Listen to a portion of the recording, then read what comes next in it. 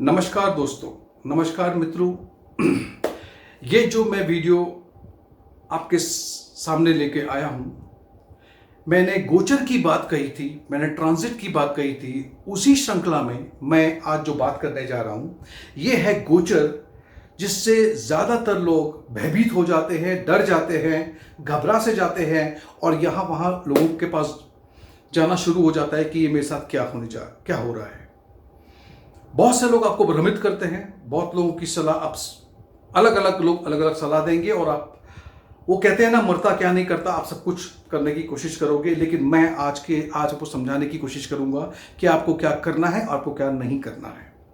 मैं बात कर रहा हूं एक ऐसे योग की या एक ऐसी चीज की जिसको सुनते ही लोगों के रोंगटे खड़े हो जाते हैं, और वो है साढ़े सती। हम कहते हैं ना, इस पे साढ़े सती चल रही है, मतलब पूरी तरह से ये डूब गया। इसी को लेकर के लोगों ने आपके दिमाग में इतना सारा डर बिठा दिया है कि आप इस नाम को सुनते ही घबरा जाते हो, लेकिन ऐसा बिल्कुल भी नहीं है। मैं आपको बता दूं, ये मेरी अपनी रिसर्च है, ये मेरे वो गुरु हैं जिनके बारे में मैं इस डिस्क्रिप्शन बॉक्स में हमेशा लिखता हूं। मैं तहे दिल से उनका शुक्रगुजार हमेशा रहता हूं। तो चलो मित्रों, समझने की कोशिश करते हैं कि ये साढ़े सती चीज क्या है, कैसे होती है। इसका संबंध सीधे सीधे चंद्रमा और शनिदेव से है। देखिए, साढ़े सती 7.5 साल के लिए होती है, क्योंकि शनिदेव हर एक राशि में 2.5 साल के लिए भ्रमण करते हैं। ठीक है, तो हमें समझना है, यहां पे जो मैंने लिखा है मैं आपको हिंदी में बता रहा हूं। जब भी शनिदेव चंद्रमा से 12वें, पहले और दूसरे घर से भ्रमण करेंगे तो हम इसे कहेंगे साढ़े सती। एक्सप्लेन करने के लिए मैंने यहां पे बोर्ड पे लिखा है, ये 11 नंबर जो मैंने लिखा है ये कुंभ राशि है। यहां पे चंद्रमा बैठा है, यानी कि मैं उन लोगों से बात कर रहा हूं जिनकी कुंभ राशि है, चंद्रमा की राशि बता रहा हूं।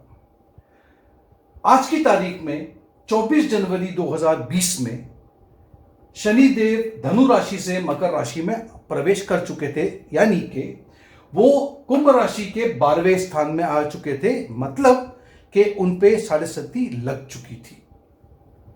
जब वो 28 अप्रैल को 2022 में कैप्रिकॉन से यहां आ जाएंगे तो हम कहेंगे इन्हें साढ़े सती का दूसरा ढैया लगा है। एक ढैया, दूसरा ढैया, इसको हम मिडलिंग फेस कहते हैं।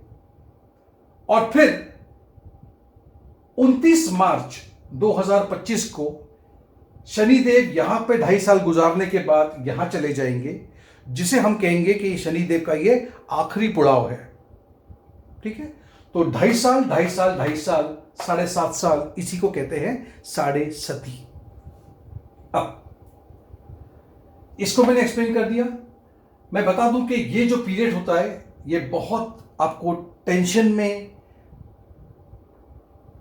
वो कहते हैं ना, आपकी आमदनी पे इफेक्ट करता है, आपके परिवार पे इफेक्ट करता है, आपके हेल्थ पे इफेक्ट कर सकता है, आपके एजुकेशन पे कर सकता है, हर तरह के। और ये आपको एक परीक्षा देने के समान एक वक्त होता है, जब आप के सामने इतने सारे प्रश्न हैं और आपको सभी का जवाब देना है, क्योंकि ये एग्जामिनेशन जो आप लिख रहे हैं, इनको लिखवाने वाले जो हैं वो शनिदेव है। शनिदेव आपको परखना चाहते हैं कि इस वक्त आप इस परिस्थिति में किस तरह से गुजरोगे। अब इसी तरह से, जैसा मैंने साढ़े सती की बात कही, कुछ इसी तरह से जब चौथे घर से और 8वें घर से शनिदेव जब गुजरेंगे आपके चंद्र राशि से चौथे घर में और आपके 8वें घर में, इसे हम कहते हैं ढैया, या इसे हम कहते हैं छोटी पनौती। ये 2.5 साल के लिए होती है। साढ़े सती की तरह ही ये भी बहुत आपको संघर्ष कराती है और आपके पास्ट कर्मास को आपको ये दर्शाती है। अच्छा, अब इस ढैया की बात करते हैं। तो आज की परिस्थिति में अगर कुंभ राशि के ऊपर साढ़े सती शुरू हो गई है, तो हमें जानना है कि फिर और कौन सी राशि है जिस पे ढैया चल रहा है।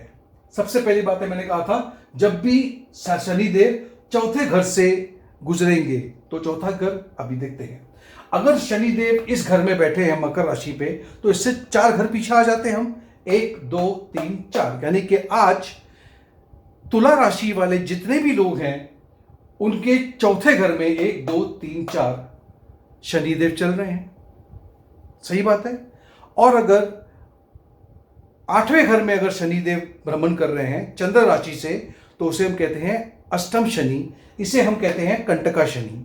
अष्टम शनि के लिए आप देखिए मिथुन राशि, पीछे काउंट कर लीजिए 1 2 3 4 5 1 2 3 4 5 6 7 8, 8वें, यानी कि मिथुन राशि वालों के लिए अष्टम के शनि देव चल रहे हैं और ये तकलीफ में डाल सकते हैं। ठीक है।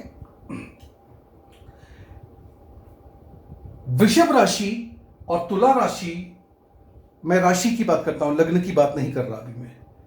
अगर आपकी ये दोनों राशि में से कोई एक राशि है तो आपके लिए 7.5 बुरी होगी, लेकिन उसके बावजूद भी आपको काफी रिलीफ मिलेगा। अगर आप वृषभ राशि के या तुला राशि के हो, आपकी जिंदगी में प्रोग्रेस बना रहेगा।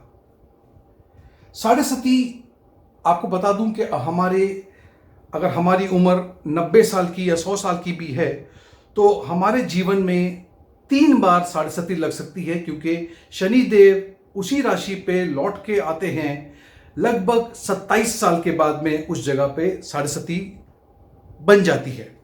तो जो पहली 7.5 होगी, और अगर आपकी उम्र 1 से 27 साल है, तो 2 बातें हो सकती है। या तो आपके एजुकेशन को इफेक्ट करेगी, या तो फिर आपके परिवार में, आपके माँ बाप में से किसी को प्रभावित कर सकती है।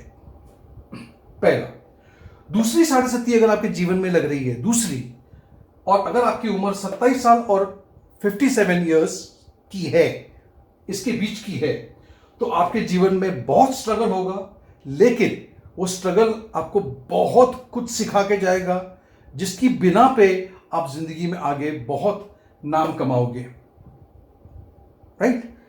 कभी कभी 7.5 आपको बहुत शोहरत भी देती है, वो डिपेंड करता है, वो उसका पूरा दारोमदार इसके ऊपर है कि आपके जो प्रारब्ध कर्मा है, संचित कर्मा है, वो कैसे हैं।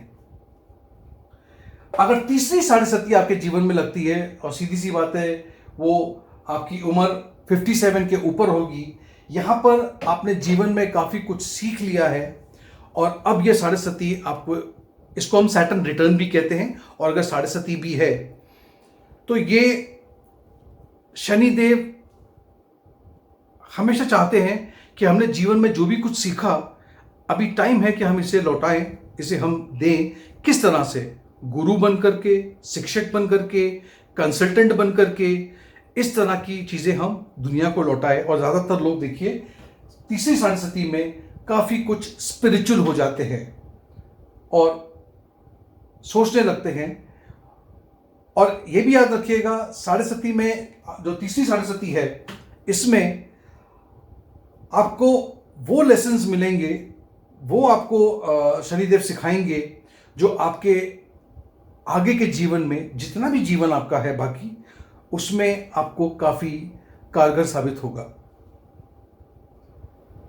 लग्न चार्ट में ध्यान से सुनिएगा, लग्न चार्ट में अगर आपके शनिदेव और चंद्रमा युति बना करके या दृष्टि से एक दूसरे को देख रहे हैं, तो 7.5 बहुत ज्यादा तकलीफदायक हो सकती है, मैं आपको यह बता दूं। उसी तरह से अगर शनिदेव आपके लग्न चार्ट में, आपके बर्थ चार्ट में अगर वक्री है, जब आप पैदा हुए तो आपके चार्ट में लिखा है कि वो वक्री है, तो ऐसे लोगों की 7.5 थोड़ी सी कम तकलीफ वाली होती है। आप आराम से इसको, ऐसा नहीं कि तकलीफ बिल्कुल नहीं होगी, लेकिन उसका समाधान और आपको कहीं ना कहीं से हेल्प मिलती रहेगी। अब ये जो पॉइंट्स मैं आपको बता रहा हूं, ये बहुत ही अति आवश्यक है। याद रखिएगा, कुछ रूल्स हैं, कुछ नियम है, जिसे हमने देखा है, मैंने देखा है, और इसीलिए आप लोगों के साथ में साझा कर रहा हूं। कुछ मैंने देखा है और कुछ मैंने सीखा है मेरे गुरुओं से। जब 7.5 शुरू होती है, सबसे पहले मैंने देखा है कि स्थान परिवर्तन होता है, यानी कि आप जहां पे रहते हो वहां से आपका स्थान परिवर्तन कभी शहर से बाहर, कभी स्टेट से बाहर और कभी देश से बाहर भी निकाल सकती है आपको। आपके सामने ऐसे ऐसे ऑफर्स आएंगे जो आपको इतना लुभाएंगे कि आपको लगेगा नहीं यार, इसमें तो हमको निवेश करना ही चाहिए, इसे तो हमको इन्वेस्ट करना ही चाहिए, और वहीं पर जाकर के आप फंसोगे और वहीं पर सारा का सारा पैसा आपका डूबने के चांसेस हैं। इसीलिए ऐसे ऑफर से बहुत बचिएगा, क्योंकि आखिर में जाकर के आप देखोगे तो आपका पूरा पैसा, आपका नाम, आपकी शोहरत पे धक्का लग सकता है। साढ़े सती शुरू जब होती है तो वो एक इंडिकेशन देती है, वो एक निशानी सी आपको बताती कि हां मैं शुरू हो गई हूं। किस तरह से आपको या तो सिर पे या तो पैर पे चोट लगती है, छोटी सी चोट क्यों ना हो लेकिन वो चोट लगती है। ये एक इंडिकेशन है कि हां साढ़े सती का वो डिग्री पे मैं पहुंच गया हूं जहां पे साढ़े सती शुरू हो गई है। और उतरती साढ़े सती भी इस तरह का इंडिकेशन देती है। लोगों के सही चेहरे, चाहे वो रिश्तेदार हो, चाहे आपके फ्रेंड्स हो, जिन पे आपने बहुत उम्मीदें लगाई थी कि अरे यार ये मेरा घनिष्ठ मित्र है, ये मुझे हर चीजों में सहायता देगा, ऐसे मित्र भी आपसे मुंह फेर लेते हैं। मैंने देखा है कि साढ़े सती आपको आपके जन्म स्थान पे ज्यादा तकलीफ देती है। तो अगर आप साढ़े सती में अगर जन्म स्थान से दूर जाके काम करोगे तो ये साढ़े सती का प्रभाव कम हो जाएगा। मैंने ये भी देखा है कि फैमिली में, परिवार में किसी की मृत्यु हो जाती है। मैंने ये भी देखा है कि आग लगने की घटना या फिर चोरी चकारी की घटना आपके घर में या आपकी दुकान में या जो भी जगह पे होगी। कभी कभी आप एक गलती कर बैठते हो और आप शादीशुदा होते हुए भी कहीं ना कहीं आपका मन भार लग जाता है, और वो जिनसे आपका मन लग जाता है, ये इतना समझ लीजिएगा वो एक कार्मिक साइकिल है किसी भी जन्म का, जिसके साथ आप टकराते हो और वो चीजें आपके करंट परिवार के लिए घातक साबित होती है, क्योंकि ऐसे में आपका पूरा परिवार तितर बितर हो जाता है। अब ये चीजें जो है, जो आपको थोड़ा सा टेंशन में डाल दिया होगा, बहुत स्ट्रेस हो गए होंगे आप, लेकिन याद रखिएगा, जैसे मैंने कहा था, जैसे आज की बात करता हूं, अगर शनिदेव कैप्रिकॉर्न पे है तो सीधी सी बात है, जिनका चंद्रमा यहां पर है यानी कि धनु राशि वाले ध्यान से सुनिएगा, शनिदेव यानी कि आपके लास्ट फेज में है, जा रहे हैं, निकल रहे हैं, यानी कि आप समझ लीजिएगा कि 28 अप्रैल 2022 को पूरी तरह से साढ़े सती आप लोग के ऊपर से समाप्त हो जाएगी। अब जाते हुए शनिदेव आपको क्या देके जाते हैं, जैसे मैंने कहा था, जब आप परीक्षा देते हो तो परीक्षा में आप कितने नंबर प्राप्त करते हो, शनिदेव भी उसी तरह से, क्योंकि उन्होंने आपको बहुत तकलीफ दी और तकलीफ बहुत जरूरी भी थी आपके लिए, अब वो बोलते हैं ठीक है, आप मेरे परीक्षा में खरे उतरे, जो मैंने कहा आपने किया, आपने संघर्ष किया, तो अब जाते जाते मैं आपको कुछ देके जाना चाहता हूं। क्या मैं देके जाना चाहता हूं कि अगर आपकी अब तक शादी नहीं हुई है तो आपकी शादी हो जाएगी, चाहे वो लड़का हो या लड़की हो। अगर आप लोग बहुत सालों से एक बच्चे की कामना कर रहे थे और बच्चा नहीं हो रहा था तो वो बच्चा हो जाता है। अगर किसी प्रॉपर्टी को लेकर के, किसी लैंड को लेकर के आपकी कोई चीजें फंसी हुई थी, या आप घर खरीदना चाहते थे, आज तक आप किराए के घर पे रह रहे हो, तो आपको प्रॉपर्टी मिलती है, मैंने देखा है। और आखिर में शनिदेव आपको एक वाहन देके जाते हैं। मैं वाहन का शब्द का उपयोग इसलिए कर रहा हूं कि कोई भी चीज, साइकिल भी एक वाहन है और एक मर्सिडीज भी वाहन ही है जो आप ओन कर सकते हो। अब ट्रेन और प्लेन तो आप ओन नहीं कर सकते हो। तो अगर आप आज तक साइकिल चला रहे थे तो आपको स्कूटर मिल रही है, अगर आज तक स्कूटर मिला रहे तो आपको बाइक मिल सकती है, अगर आज तक बाइक चला रहे थे तो आपको एक कार मिल सकती है, अगर आज तक आपके पास कार है तो आपको एक और अच्छी कार मिल जाएगी। ठीक है, तो ये 7.5 में होता है। और क्योंकि 2 7.5 देख चुका हूं, तो मुझे पता है कि मैं जो भी कह रहा हूं ये बातें मैं हवा में नहीं कर रहा। मैंने देखा है, आज तक बहुत सारी कुंडलियां देखी है, बहुत सारे लोगों को। मैं कभी किसी को डराता नहीं हूं, मैं कभी किसी को नहीं बताता। मैं ये भी कहूंगा कि आपको यहाँ वहाँ दौड़ने की ज़रूरत नहीं है। आपको इसके उपाय, उसका उपाय, ये क्या होगा वो जी नहीं। जो सरल उपाय है, जो मैंने अपने एक वीडियो में बताया था, छायादान एक उपाय है। शनिवार को हनुमान जी के मंदिर जाइए। हनुमान चालीसा अगर रोज पढ़ सको तो बहुत ही अच्छी बात है।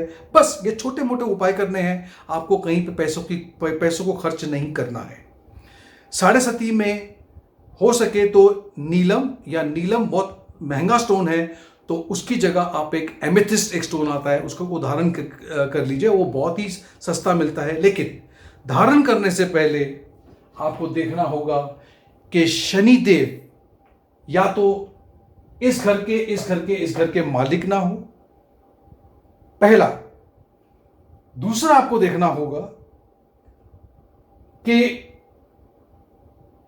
ये जो घर है, 6वां, 8वां, 12वां, इसका कोई भी संबंध शनिदेव से नहीं होना चाहिए।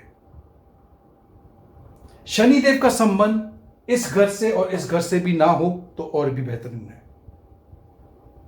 आप तभी की। और नीलम या एमेथिस्ट, जिसको हम जामुनिया कहते हैं या नीली कहते हैं, अगर ये दोनों ही आपको इस कुंडली के हिसाब से नहीं पहन पाओ तो आपको एक रिंग मिलती है, इसको हम घोड़े की नाल कहते हैं, अपने राइट हैंड में मिडिल फिंगर में पहन लीजिए जब तक 7.5 चल रही है।